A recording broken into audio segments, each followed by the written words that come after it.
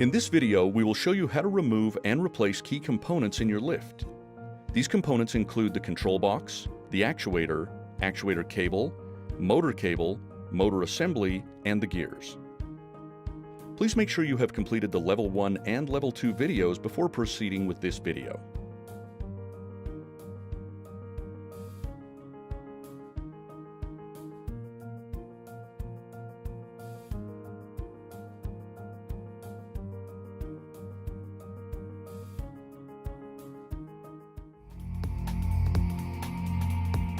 To replace the control box, remove the battery, then all of the cables.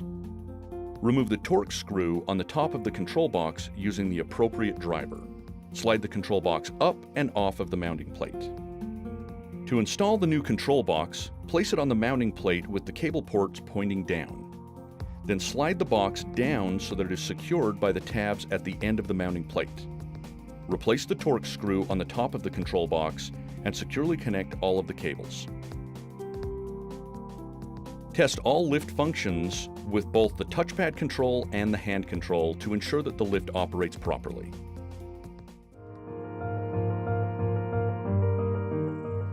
To replace the actuator, remove the battery and unplug the actuator cable from the control box. Remove the cable from the cable channel along the mast. Loosen the nut at the bottom of the actuator using a wrench and remove the bolt, making sure to keep the bushings in place.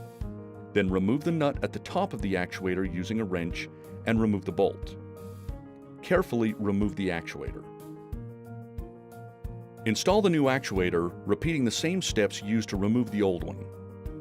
Make sure the bushings on the inside and the outside of the support arm are installed correctly during reassembly. Confirm you have installed all replacement parts and reassembled all components properly. Test all lift functions with both the touchpad control and the hand control to ensure the lift is operating properly.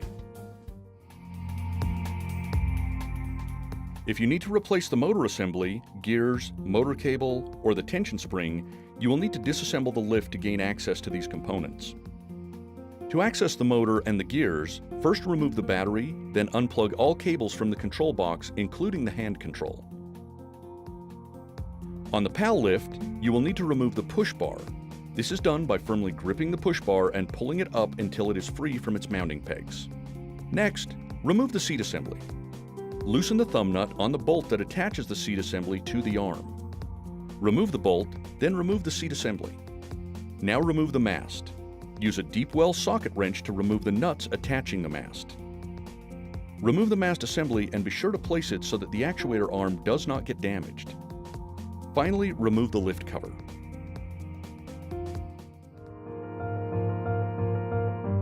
To replace the motor cable, loosen the two screws in the terminal block with a small flat blade screwdriver. Then remove the cable end. Make sure to note the cable routing, as this will need to be repeated when installing the new cable. Thread the cable through the lift cover and then follow the original cable routing. Connect the end of the cable to the terminal block, making sure that the red wire from the motor is matched to the brown wire from the cable, and the black wire from the motor is matched to the blue wire from the cable. Then securely tighten the terminal screws.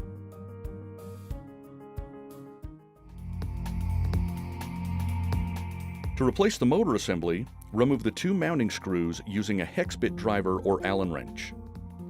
Make sure to loosen the screws on the terminal block that secure the motor cord and remove the cord from the block before removing the motor assembly. When removing the motor assembly, make sure to retain the tension spring that fits between the motor assembly plate and the base frame. This spring will need to be reinstalled with the new motor assembly.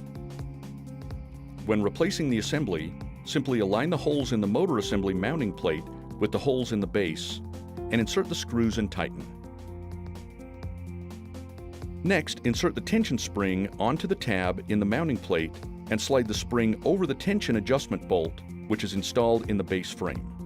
Position the mounting plate so that the teeth of the small gear align with the teeth of the large gear so that the gears engage without binding. Once the tension adjustment bolt is properly adjusted, make sure to tighten the lock nut against the base frame. Tighten the mounting screw only enough so that the mounting plate has 1/16 inch movement, allowing the tension spring to align the gears so that they engage without binding. To replace the small gear, remove the spring clip on the top of the gear using a small flat blade screwdriver to work the clip off the motor shaft. With the clip removed, pull up on the gear to remove it. Make sure to keep the retaining pin that locks the gear on the motor shaft, as it will need to be reused when replacing the gear. If the large gear is damaged, then the hub assembly needs to be replaced. For the PAL and PAL2, the nuts that secure the hub assembly to the frame must be accessed from underneath the frame using a deep well socket. Loosen the nuts and remove the hub assembly. To replace the hub assembly, align the studs with the holes in the frame. Insert the hub assembly and install and securely tighten all of the nuts. Confirm you have installed all replacement parts and reassembled all motor and gear components properly, then replace the cover on the lift. Replace the mast assembly, reattach the seat assembly, and reconnect all of the cables to the control box, making sure they are plugged in securely, and then reinstall the battery. Make sure to test the lift functions after replacing either the motor assembly, motor cable, tension spring, or gears, using both the touchpad control and the hand control to confirm that the lift is functioning properly after installing any new parts. Congratulations, you've now completed the final video in the PAL troubleshooting series.